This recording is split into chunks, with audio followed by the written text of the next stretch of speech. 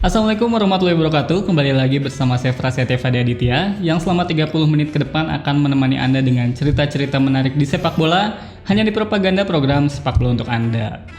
Apakah Anda merupakan salah satu orang yang bosan dengan Liverpool yang tidak kalah-kalah?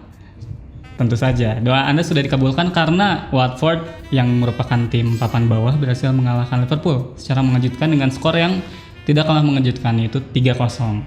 Di sebelah saya juga ada orang yang bosan melihat Liverpool tidak kalah-kalah, yaitu Bung Teguh. Apa kabar Bung Teguh? Halo, sehat-sehat. Bung Teguh ini menulis tulisan di Liga Laga, judulnya jahat banget sih. Analisis 3 cara untuk mengalahkan Liverpool. Judul ini saya ngedit sebenarnya. Ya, oke. Judul aslinya nggak gitu ya? Ya, nggak kayak gitu. Jadi Bung Teguh ini menganalisis, kita bukannya so tahu ya, cuma kayak menganalisis dari data, dari kebiasaan-kebiasaan saat Liverpool kalah, dan terdapat 3 cara untuk mengalahkan Liverpool. Ya, dan hebatnya Bung Teguh ini menulis sebelum Liverpool dikalahkan oleh Atletico Madrid, oleh Watford, dan terakhir juga oleh Chelsea ya. Chelsea di Piala FA. Saat membaca naskah ini saya sebenarnya sempat tertawa gitu.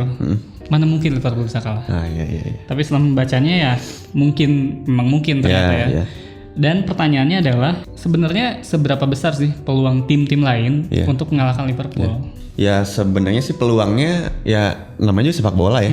Maksudnya selalu ada gitu, nggak ada tim yang kalau secara permainan kan memang banyak faktor gitu selain keunggulan si teknikal dari si pemainnya, itu ada si taktiknya, ada yang namanya kesalahan individual juga gitu. Jadi mental juga pasti ada. Mental juga itu yang apa yang paling penting juga gitu. Cuman kan yang tim lain harus tahu tuh bahwa setiap sistem atau setiap taktik itu kan pasti ada yang namanya celah. Nah, yang si celah itu yang sebenarnya harus dicari. Ini apa sih kelemahannya dengan strategi atau taktik yang dimainkan oleh Liverpool ini gitu. Nah, Bung Teguh ini nulis bahwa ada beberapa pertandingan yang dijadikan acuan, yaitu saat pertandingan lawan Sheffield dan RB Salzburg dan juga Napoli ya. Nah, tapi kan kalau lawan Salzburg dan Sheffield ini Liverpool kan bahkan nggak kalah kan sebenarnya. Terus kenapa 2 pertandingan itu yang dijadikan acuan? Kalau saya sih keuntungan saya sebagai non fans Liverpool, jadi saya bisa ngelihat setidaknya ada ini kok mainnya nurun ya, dan setelah bisa merasakan itu ya, objektif mungkin ya. Dan setelah saya lihat highlightsnya gitu, yang extended highlightsnya, bahwa kelihatan banget Liverpool ini mulai kecolongan. Nah si kecolongan ini baru saya analisis, ini kenapa sih dia bisa kayak misalkan lawan Salzburg gitu, dia bisa kebobolan 3 gol dalam 21 menit kurangnya, jadi kayak 20 menitan lah, terus kebobolan 3 gitu. Untungnya itu di babak kedua ya? Iya, itu langsung gitu di babak kedua sampai menit 60-an gitu. Jadi kan 20 menit, dan itu tuh buat tim yang sedidaya Liverpool tuh ada yang aneh. Ada yang aneh, dan mulai dari situlah kayak saya melihat ini ada nih celahnya gitu. Terus kenapa lawan Sheffield juga dipilih sebagai acuannya gitu? Nah, kalau lawan Sheffield tuh dia kan sebenarnya yang saya lihat tuh di awal-awal banget liga ya. Nah, si Sheffield ini dengan permainan yang 3-5-2-nya yang jadi 5-3-2 gitu.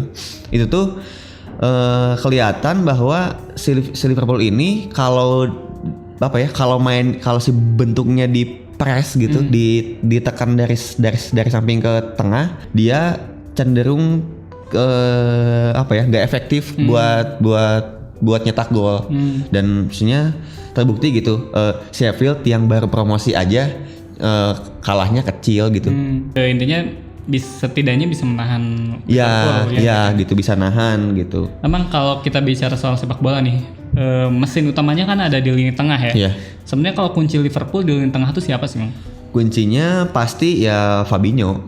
Kuncinya Fabinho karena menurut saya semenjak Fabinho tampil dari awal musim itu kelihatan banget dia yang jadi mesin sekaligus distributor bolanya. Kalau di tim lain mungkin ada 2 pemain yang satu mesinnya, satu distributornya. Kalau si Fabinho ini dia bisa jadi mesin sekaligus distributor. Nah, jadi 2 peran sekaligus gitu. Ya, 2 peran sekaligus.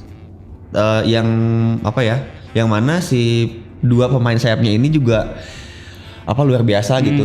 Keren banget si Trent Alexander-Arnold sama Andrew Robertson. Jadi sangat membantu banget gitu. Emang seandainya nih kalau misalkan Fabinho-nya ini gagal dikunci, apa yang harus dilakukan selanjutnya? Nah, itu tuh banyak kasus kayak misalkan contoh waktu Arsenal ngelawan Liverpool.